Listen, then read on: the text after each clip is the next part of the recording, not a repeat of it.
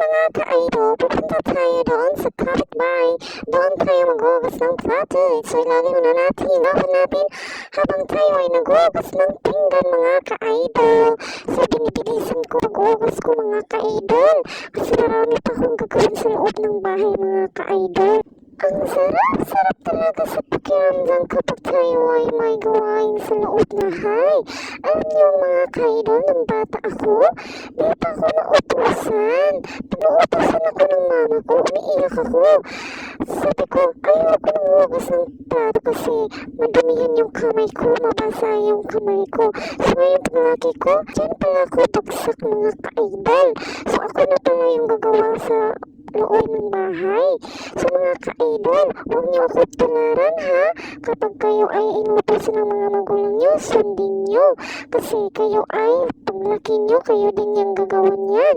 So mga ka-idol, kakalinis ko pala yung sa loob ng bahay. Yan lang pala yung gagawin ko. Pagkatapos na, magwaswas na ako ng mga pots. So, malapit ako matapos. Kaya, bilisan ko paghugas ko. Kasi hindi pa lang yung gagawin ko. Marami pa yung gagawin ko sa loob ng bahay. So, babanlawin ko na mga ka-idol. Alam niyo mga ka-idol, matagal ko na yung ginagawa mga ka-idol.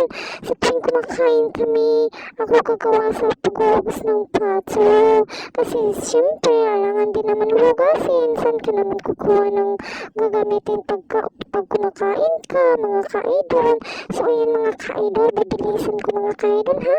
Kasi paparating na yung malakas na ulan. So, tinignan ko yung mga kasama ko kung gumising na ba talaga sila.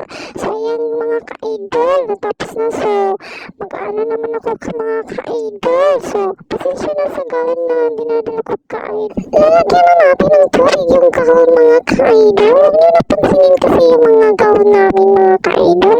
Wala kasing pagbili ng gawin mga ka-idol. Pasensya na mga ka-idol ha. Hindi kasi mineral yung iniinom namin mga ka-idol.